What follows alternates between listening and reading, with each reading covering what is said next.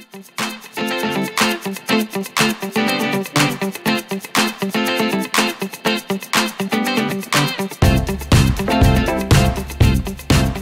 bueno, os dejo a todos vosotros con Trini, que creo que es a quien tenéis que escuchar.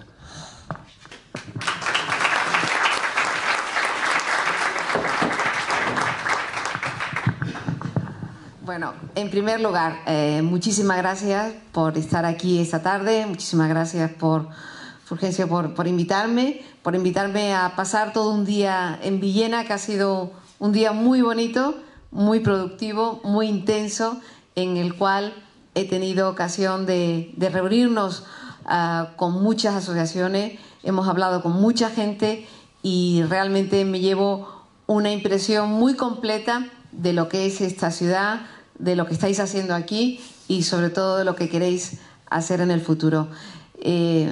A nadie se le oculta que estamos en precampaña electoral, que estamos trabajando intensamente para volver a recuperar el afecto de la gente, para volver a recuperar el apoyo de los ciudadanos, para que la gente nos vea como una alternativa de gobierno fuerte, con ganas, con ilusión, con fuerza, con capacidad para ofrecer soluciones.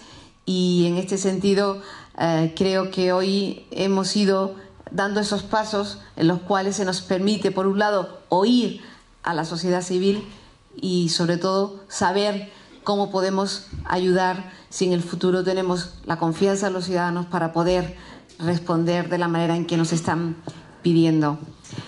Hoy Fulgencio quería que hablara, por la cercanía del Día Internacional de la Mujer, que hablara de los temas de igualdad, de las políticas de género.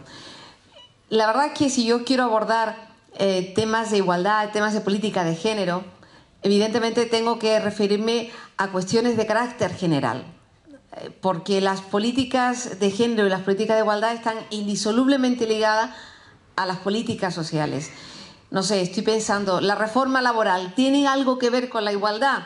Y pienso, sí, mucho. Tiene mucho que ver. ¿Por qué? Porque la reforma laboral ha precarizado mucho el empleo, ha debilitado los derechos de los trabajadores y, lamentablemente, hemos sido las mujeres las más perjudicadas. ¿Por qué?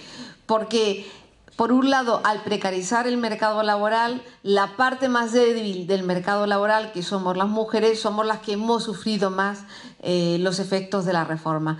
Pero además, como han decaído los convenios colectivos, han perdido fuerza los convenios colectivos, es en los convenios colectivos donde se negociaban concretamente cuestiones específicas que tenían que ver con la conciliación de la vida laboral y la vida familiar, donde teníamos que ver cuestiones específicas relativas a los derechos de las mujeres. Al decaer la fuerza de los convenios colectivos, las mujeres hemos perdido parte de nuestros derechos laborales. Pero en términos generales, nos hemos visto mucho más afectadas por la crisis, de tal manera que en este momento las mujeres somos solamente el 56% de la fuerza laboral de nuestro país. Es decir, solamente hay un 56% de mujeres ocupadas. Y no es que no vayamos a buscar empleo, vamos a buscar empleo. Y no es que no haya mujeres cualificadas, hay muchas mujeres muy cualificadas. Es que sencillamente la crisis y las reformas legislativas se han cebado en las mujeres y hemos retrocedido muchos puestos en el ámbito de nuestros derechos. Esa es la verdad. Y tenemos que decirlo y tenemos que hacer visible este problema, porque si no lo hacemos visible, seguiremos perdiendo en el futuro. Y yo no quiero que nos resignemos a perder derechos que nos ha costado mucho trabajo conquistar. Y no lo digo yo, pero muchas mujeres que han trabajado mucho más antes que yo y muchas mujeres que están en una situación de mucha debilidad, mucha vulnerabilidad en sus casas sin tener ninguna expectativa. Al fin y al cabo, quien elige quedarse en su casa de una manera personal y libre está muy bien, es una opción muy respetable, pero hay muchas que quieren desarrollar un trabajo profesional y no pueden, porque desde el punto de vista de nuestras leyes y desde el punto de vista, sobre todo, del apoyo de las administraciones públicas, hemos retrocedido. Y esa es la verdad, además de las circunstancias externas y objetivas de la crisis económica. Pienso en la reforma laboral, pero pienso también por ejemplo, en la política educativa. ¿Nos ha perjudicado a las mujeres? Pues también. Porque si se reducen el número de becas, si se reducen las becas de comedor, si se acaba con la gratuidad de los libros de texto, si se reducen los apoyos para hacer el transporte escolar, las rutas escolares, si se reducen las subvenciones para las escuelas infantiles, todo esto repercute en el trabajo de las mujeres y todo esto repercute también en los derechos de las mujeres. Porque si no hay un apoyo para conciliar la vida familiar y la vida laboral, como puede ser algo fundamental, como son las escuelas infantiles de 0 a 3 años, es evidente que siempre van a ser las mujeres las que tengan que asumir esa carga y las que tengan que asumir el cuidado de sus hijos en el hogar. Por lo tanto, ahora ha habido muchas más mujeres que han vuelto al hogar. ¿Que han perdido su trabajo? Sí, pero también porque al no haber apoyo por parte de las administraciones públicas, por parte de los gobiernos, para poder tener una subvención, para poder tener una plaza en una escuela pública infantil, es evidente que muchas mujeres abandonarán su empleo y se quedarán en la casa al cuidado de los hijos. Esa es una realidad objetiva. Nos pongamos como nos pongamos. Y si no hay políticas de apoyo a la conciliación, seguiremos retrocediendo. En el ámbito educativo. Pero es que si pensamos en el ámbito de la dependencia, es quizás el ámbito donde a mí más me duele que hayamos retrocedido. Tengo que decir, y no quiero hacer una charla de carácter exclusivamente partidista, ¿no? Pero tengo que decir que si hay un ámbito territorial en España donde se ha aplicado muy mal la ley de la dependencia, lo puedo decir ahora que ya no soy ministra, es aquí, en el País Valenciano. Y lo digo con toda claridad. Se ha desarrollado muy mal, se ha desarrollado muy poco. Cuando teníamos comunidades autónomas como Andalucía, pero incluso comunidades autónomas gobernadas por el Partido Popular, como es el caso de La Rioja, o gobernadas por otros gobiernos, como es el caso en el País Vasco o incluso en Cataluña, había mucho más desarrollo de la ley de la dependencia que aquí, por ejemplo, en el País Valenciano. Y la ley de la dependencia es una ley que empezó con muy poca cosa, con mínimos. La ley de la dependencia tenía yo recuerdo cuando estaba al frente del ministerio en el año 2010, 2011, ya le dábamos apoyo, ayuda, servicio a 700.000 personas dependientes. Pues bien, de esos 700.000 personas dependientes, la inmensa mayoría eran mujeres las que se beneficiaban de la ley. Primero, porque las mujeres vivimos más tiempo, somos mucho más longevas. Sí, es verdad, la longevidad de las mujeres puede llegar a ser la media, son 86 años, los hombres son 74 años. Es decir, una longevidad notable, es decir, de las primeras del mundo comparada con países como Japón o como Suiza, ¿no? Lo que quiero decir es que son muchas las mujeres mayores que necesitan algún tipo de ayuda porque son dependientes al final de su vida. Pero además la ley de la dependencia afectaba fundamentalmente a las mujeres porque eran las mujeres en su 80% las que cuidaban, las que hacían de cuidadora de las personas dependientes y recibían un pequeño salario, muy pequeñito. No sé si aquí, pero desde luego en el resto de España podían llegar a recibir entre 400 y 500 euros por cuidar a su familiar dependiente. Y además se les pagaba la cuota de seguridad social, lo cual significaba que cuando dejaban de trabajar podían tener una jubilación. Bueno, todo esto, aparte de que aquí siempre se aplicó muy mal y muy poco, siempre se regateó mucho la ley de la dependencia aquí en el País Valenciano, pero es que además los recortes que llevamos sufriendo con la ley de la dependencia en los últimos años, en los últimos 3 años a nivel nacional, evidentemente han repercutido aún mayor en las comunidades autónomas. Y en este momento, si una persona, una cuidadora familiar, podía recibir entre 400 y 500 euros por cuidar a su familiar dependiente, con los recortes, en este momento nos encontramos con que esos pequeños salarios que había antes, ahora mismo se han quedado reducidos a 130, 140 euros, lo cual realmente es nada. En nada ni puede tener la consideración de salario. Y, por supuesto, han eliminado el pago de las cuotas a la seguridad social. Bueno, ¿eso repercute o no repercute en las políticas de igualdad? ¿Tiene que ver con las políticas dirigidas a las mujeres? Claro que sí, porque por primera vez, después de mucho tiempo, se reconocía a las mujeres el derecho a recibir una prestación, un servicio, un salario por hacer lo que había hecho toda su vida, de forma desinteresada, y por primera vez se las reconocía. Y tenía un ingreso extra en la familia que ayudaba a la economía familiar, pero sobre todo había un reconocimiento personal que tiene que ver con la dignidad del trabajo de las mujeres. Esa es la realidad. Y por tanto, también esa situación general afectaba y afecta a las mujeres. ¿Qué quiero decir con esto? Que la crisis económica, la aplicación de las políticas de austeridad, de las políticas de recorte, han influido de una manera terrible, dramática, en los derechos de las mujeres. Y hemos retrocedido en derechos. Estos son, digamos, los derechos que nosotros hablamos con carácter general, que afectan a todos, a hombres y mujeres, pero que evidentemente las mujeres, la parte más débil todavía del eslabón social, lo hemos sufrido con una mayor intensidad. Pero después hay otros recortes que tienen que ver con una posición ideológica.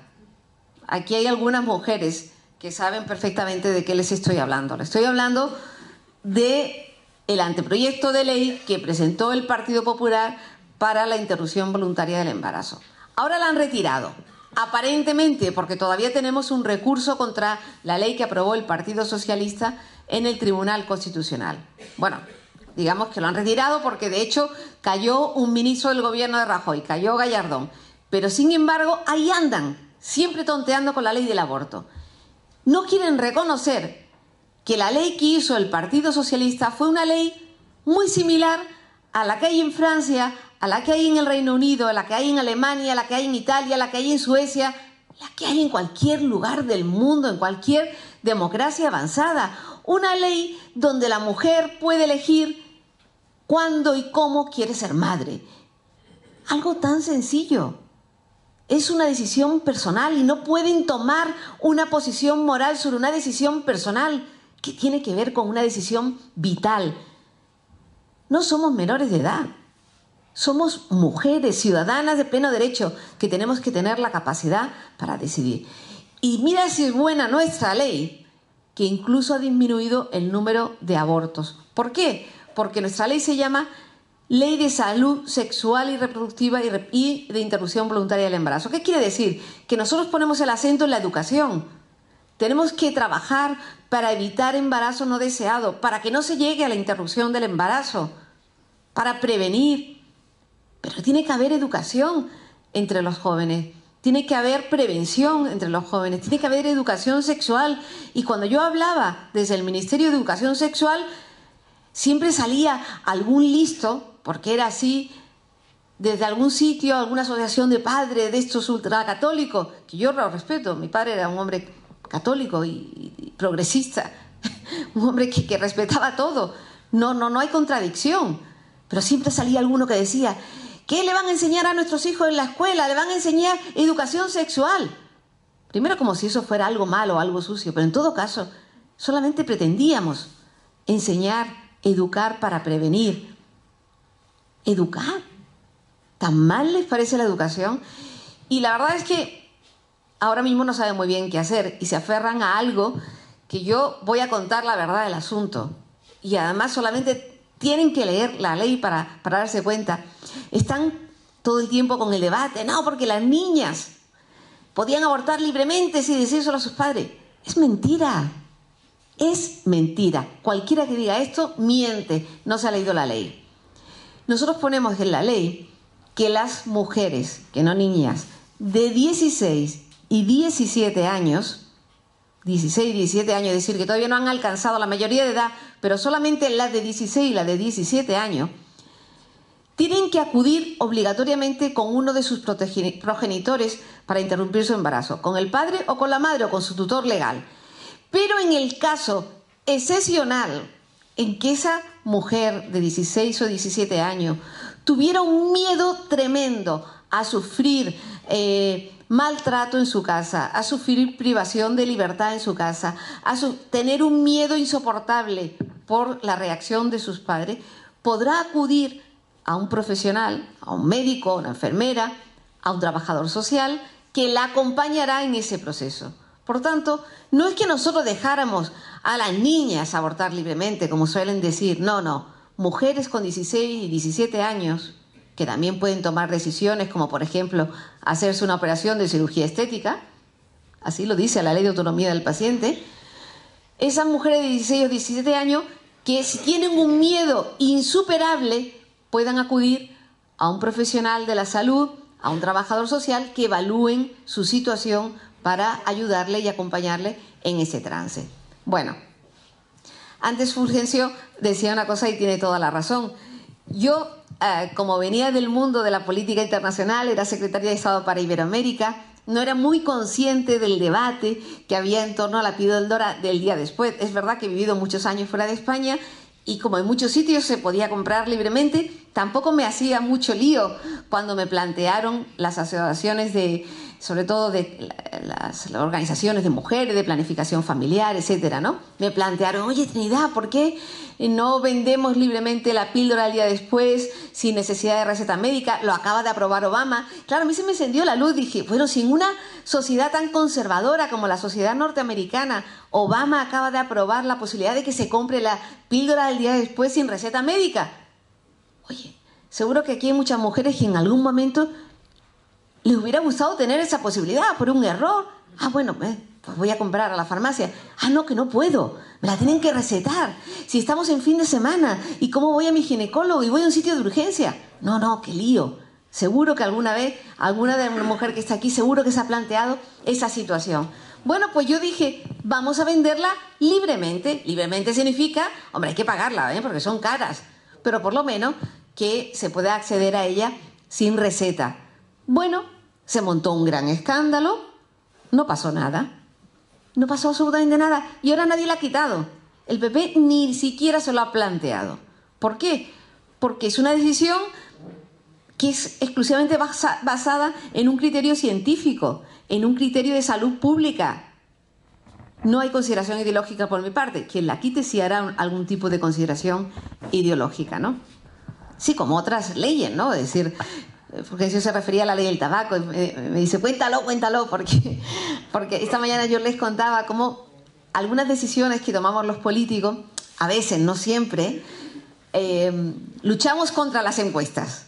Y a lo mejor todo está en nuestra contra, porque la ley del tabaco era una ley muy polémica, porque había mucho movimiento, que si esto era prohibir, que la gente con su vida... Claro, pero si fumas en tu vida y lo fumas en tu casa y lo fumas en tu habitación, pues muy bien. Pero claro, si fumamos aquí en un espacio público y todos nos tragamos el humo de todo y a mí los médicos me pasan informes y más informes y más informes, que hay un número creciente de personas que mueren por consumo pasivo del tabaco, pues mi obligación como ministra era tomar decisiones para evitar eso. Es decir, decisiones basadas en un criterio de salud pública.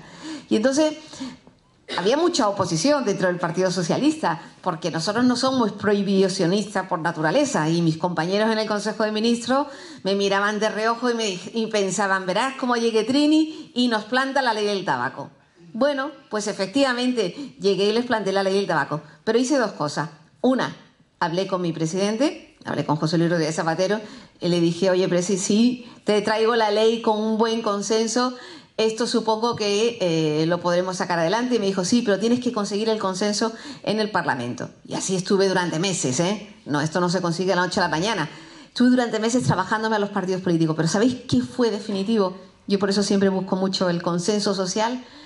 Fue definitivo decirle a los médicos, claro, impresiona mucho, Tú ves a un bata blanca, presidente de la Sociedad Española de Cardiología, de Neumología, de todos esto, y tenían que ir a hablar con los partidos políticos, con los grupos políticos, iban a hablar con ellos, le decían lo importante que era aprobar una ley de estas características. Yo me acuerdo que traje a los ministros de Sanidad de América Latina y la inmensa mayoría de estos países de América Latina habían aprobado la ley, por cierto, y entonces ellos contaban cómo habían aprobado la ley, lo bueno que era. Bueno, el caso es que lo conseguí. Toda la polémica, ¿os acordáis alguno de vosotros de la polémica? Nada queda, nada queda. Otra conclusión que saqué, que hay que tomar decisiones valientemente. Si tienes una convicción, adelante. Si crees que puedes superar los obstáculos, adelante. Y si crees que vas a provocar un bienestar social, si es una decisión basada en criterios de salud pública, adelante. Y por tanto, la experiencia que yo puedo extraer es enormemente positiva. Yo pienso que he tenido una gran suerte en mi vida profesional, en mi vida política, porque he tenido extraordinarias oportunidades. Es verdad que las he sabido aprovechar, pero me ha dado la oportunidad de crecer mucho políticamente y sobre todo crecer mucho como persona. He aprendido mucho, ha sido una experiencia enormemente enriquecedora. Y ahora quisiera poner esa experiencia tan rica y tan fructífera también al servicio de mejores causas, es decir, como es estar aquí esta tarde, durante el día de hoy, compartiendo con nuestro candidato, con Fulgencio, pues todo un día, con mucha gente, con muchas asociaciones y sobre todo intentando infundir y generar un poquito de confianza en lo que nosotros somos ahora capaces de ofrecer y de dar a la ciudadanía como alternativa, ¿no? Sigo con cuestiones de género. Quizás, y lo he dejado para el último lugar, algo que a mí me angustia y me produce mucha desazón, ¿no? Es como todavía persisten los problemas estructurales de violencia de género. Yo a veces me cuesta incluso trabajo hablar de ello porque me estoy dando cuenta que incluso las encuestas que estamos haciendo ahora entre los jóvenes vemos cómo se justifica la violencia de género. Violencia no significa directamente golpes, pero sino el maltrato, ¿no? La actitud machista, como todo el mundo conoce vulgarmente. ¿Qué significa eso? Por ejemplo, actitudes como controlar el móvil con el WhatsApp. Ahora es muy fácil, salvo que lo bloquees, saber si estás chateando con alguien, si estás hablando con alguien, en qué momento has dejado de hablar por la noche y si no era conmigo a la 1 de la mañana, ¿con quién estaría? Ese tipo de cosas, bueno, que si a veces si lo haces por curiosidad, ¿con quién está hablando ahora? No pasa nada. Si lo haces con un afán de control, se va a enterar mañana. Eso ya es peor. Actitudes como no te pongas esa ropa porque vas así vas vestida como una no sé qué, como una no sé cuánto. Ya si no quiero que te relaciones con esta chica, no quiero que te relaciones con este chico, no quiero que vayas con tu familia. Las cosas van cada vez a más y son actitudes que después van a perjudicar mucho, no solamente la relación de pareja, sino que van a anular el crecimiento personal, sobre todo si estamos hablando de una mujer joven, de un adolescente. Bueno, desde mi punto de vista, este tipo de actitudes son muy peligrosas porque después en el mañana y cuando ya van a más, cuando son mayores, se convierten directamente en un maltrato claro y declarado. Ese es el problema tan grave que tenemos en la actualidad. ¿Y cómo se combate ese tipo de actitudes? Con educación. Con educación en la igualdad. Hay que enseñarle a los chicos y a las chicas desde pequeños que somos iguales. Que somos iguales en derechos, que somos iguales en libertades. Y los padres y las madres todos tenemos también que hacer ese esfuerzo. Si le dices a tu hija que haga la cama, se lo tienes que decir al mismo tiempo a tu hijo. Si le dices a tu hija que friegue los platos, se lo tienes que decir al mismo tiempo a tu hijo. Si le dices a tu hija que te haga un recado, que te cuide a la abuela, que ponga la mesa. Todo tiene que ser una educación en la igualdad. Y es un trabajo que no nos damos cuenta, porque hay que hacer un esfuerzo en situarnos en eso, porque la igualdad no ha existido nunca. Estoy mirando a algunas mujeres que hay aquí que seguro que han tenido que pedir permiso a su marido para hacerse un pasaporte, para abrir una cuenta corriente. Es que eran así la legislación y que cuando una mujer abandonaba su hogar podía ser denunciada por abandono de hogar, según el Código Civil. Y que cuando, eso ya hace más tiempo, cuando un hombre mataba a una mujer por celos para salvar su honor, tenía una pena muy pequeña. Estaba atenuada la pena. ¿Y quién no ha oído alguna vez? Esa mujer lo que necesita es una buena paliza de su marido. También. Por tanto, hace muy poco, donde ni siquiera teníamos una igualdad formal. Ahora la hemos conquistado. Tenemos el artículo 14 de la Constitución española, tenemos la ley de igualdad, la ley contra la violencia de género. Hemos avanzado mucho desde el punto de vista legislativo, pero todavía existe la tarea pendiente de hacer un gran cambio cultural. Y ese cambio cultural nos toca a nosotros. Educación, educación y más educación. Es una receta infalible, pero tenemos que hacerlo entre todos. No lo podemos hacer solamente desde las instituciones públicas, desde las administraciones. Lo necesitamos hacer en todos los ámbitos. Y por tanto, es una buena ocasión, un buen momento en que el día, que se acerca el momento del día 8 de marzo, el Día Internacional de la Mujer, que todos hagamos pequeñas cosas que hagan visible el respeto por la mujer. Pequeñas cosas, que pensemos qué puede haber de pequeñas cosas en nuestro entorno, en nuestras casas, en nuestras familias, para demostrar que estamos todos por la igualdad de la mujer. Seguro que todos podemos pensar en algo, que podemos sentirlo y que nuestras parejas pueden sentirlo en sus casas, y que nuestras hijas pueden sentirlo en sus casas, que nuestras amigas pueden sentirlo en sus casas. Es muy importante, y así convertirlo en algo cotidiano, en algo normal. En algo normal. Porque este país, como cualquier otro, no será plenamente desarrollado hasta que no consiga esa igualdad entre hombres y mujeres, ese pleno respeto. Y no solamente pasa aquí, pasa también en países muy desarrollados, en los países escandinavos, que son los pioneros de la igualdad y de la libertad de las mujeres. También ahí se sufre violencia de género. ¿Sabéis cuántas mujeres murieron el año pasado a manos de sus parejas, exparejas, maridos, el marido da igual? 53. 53. Una por una.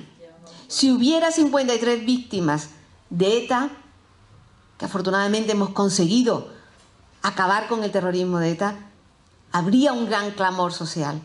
Pues también tiene que haber ese clamor, esa rebeldía social contra el asesinato machista, contra la violencia de género.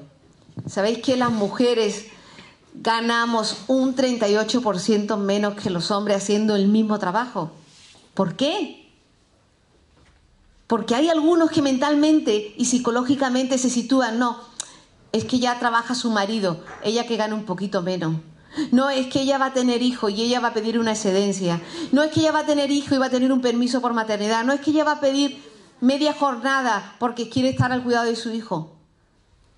No, ¿por qué? Si yo hago el mismo trabajo, reclamo el mismo salario. Sobre todo si lo hago mejor que tú. Es que también pasa eso. También pasa eso. Hay mucho todavía que tenemos que hacer, hay mucho todavía en lo que tenemos que avanzar. Yo tengo que decir una cosa, también es verdad que hemos avanzado mucho. No quiero que quede la impresión de un panorama dramático. En primer lugar, porque soy una política optimista. Y creo que también tenemos que reconocer que hoy la sociedad es mejor que la de antes. Que hemos avanzado en materia de derechos de las mujeres, en materia de igualdad, en materia de conquistas sociales también, a pesar de los recortes y a pesar de las crisis, hemos avanzado. Hombre, algunos se acordarán cuando aquí pusimos en marcha un sistema público de pensiones. Antes no existía. Pues claro que eso supuso una gran revolución social. Significaba que la gente cuando se jubilaba, aunque tuviera una pensión mínima, tenía una mínima pensión para vivir con dignidad. Incluso los que nunca hubieran cotizado. Y sé que todavía son pensiones muy bajas, pero al menos es algo. Y eso son conquistas sociales. También me gusta recordarlo. Lo ha puesto en marcha un gobierno socialista. Las grandes conquistas sociales, los grandes avances sociales, son obra de un partido que siempre ha tenido como bandera la profunda y radical igualdad entre hombres y mujeres. Y bueno, hemos avanzado y estoy pensando en las pensiones. La pensión media de un hombre en España está en 1.100 euros. La pensión media de mujeres está en 728 euros. Algunas mujeres dirán, pues yo cobro 400, yo cobro 500. Son muy bajas. Pero, y también son bajas las de los hombres. Es decir, no vamos a decir que en España tengamos un crecimiento de pensiones espectacular. Pero lo que quiero poner aquí de manifiesto es que las pensiones de los hombres son bastante más bajas que las de las mujeres. La de los hombres son más altas que las de las mujeres. Es verdad que también porque las mujeres han cotizado menos tiempo, porque han hecho trabajos peor remunerados, han cotizado menos, es decir, todo esto tiene su explicación económica y sociolaboral. Y seguramente en el futuro esto irá cambiando. Pero tenemos que seguir empujando, Y esto, y me encanta que haya muchos varones hoy aquí, muchos hombres sentados en esta charla, que yo no sé si tú anunciaste que iba a ser sobre la mujer. Ah, vale. Me gusta todavía más. No, ¿sabéis qué pasa? Que cuando hacemos reuniones del Partido Socialista y hacemos reuniones que tienen que ver con temas de género y temas de igualdad, oye, llego a Ferraz y el salón ese de acto, el salón Ramón Rubial, solamente hay mujeres, asociaciones de mujeres, todas ellas súper aguerridas, pioneras, luchadoras, feministas, en fin, de pata negra. Y hoy he entrado aquí y he visto muchos hombres, y esto me reconforta, porque si además se ha anunciado que es una charla sobre igualdad, es que esto solo podemos lograrlo así, si vamos juntos. Sencillamente y simplemente, juntos, hombres y mujeres, y juntos, mayores y jóvenes. Es decir, el pacto intergeneracional, si en algo se necesita, es decir, la lucha por los derechos y las conquistas de los derechos de las mujeres. Eso sí que requiere un pacto intergeneracional. Y bueno, esto es básicamente lo que yo quería hoy transmitir, pero me vas a perdonar, Fulgen, él no me ha dicho nada, pero yo lo voy a hacer. Fulgencio Cerdán es nuestro candidato, es el candidato del Partido Socialista. Estamos en plena precampaña electoral. Él forma parte del equipo de gobierno, se ocupa de la política social, es concejal de servicios sociales y quiso que yo estuviera hoy aquí. Y yo lo hago, como decía al principio de mi intervención, encantada, con muchísimo gusto. Pero me gusta también expresar algo que para mí es importante y que supone parte de mi trabajo, y es apoyar a mis compañeros. Apoyar a mi compañero Fulgen hoy aquí, en nuestro candidato. Es el que está todo el día en la calle, con la gente, con las asociaciones. El que aspira a convertirse en alcalde es una aspiración legítima dentro de una competencia limpia y respetuosa entre diferentes opciones. El que quiere ser alternativa y el que cree que puede ofrecer mucho para esta ciudad. Y Villena es una gran ciudad. Yo lo he podido comprobar, no es la primera vez que vengo. Al menos ya he venido 3 veces. Y es una gran ciudad. Es verdad que dentro de las ciudades tiene una media mejor que la nacional, tiene muchos servicios, tiene muchas oportunidades, tiene la industria del calzado, pero tiene también la industria agroalimentaria, tiene la textil, tiene muy buena gente, muy emprendedora. Es verdad que siempre los alicantinos lo habéis sido, ¿no? Pero tiene un enorme potencial. Y a veces me da pena. Oye, Fulgen, es que me da pena porque como veo ese enorme potencial y digo, Villena podría tirar mucho más. Bueno, se ha convertido en cabeza de comarca. Tenéis vuestro maravilloso castillo, vuestro maravilloso tesoro. Es verdad que tenéis una estación del AVE que está ahí en mitad de la nada. Pero bueno, si hay alguien que por fin se atreve a hacer esa carretera y que una a toda la comarca, una a todos los pueblos, pues será un núcleo, como siempre fue Villena, de paso, de intersección de las comunicaciones. Bueno, pues me da mucha alegría, me da mucha ilusión el pensar que nuestros compañeros tienen ese proyecto, esa ilusión, esas ganas, esa pasión, y pensar que nosotros pues podemos y estamos en condiciones de ser esa alternativa, que con esa pasión y esas ganas pues podemos proponerle a los ciudadanos que vuelvan a confiar en nosotros, que nos vuelvan a apoyar y que seremos capaces de devolverle con mucho agradecimiento, con muchas cosas, esa confianza.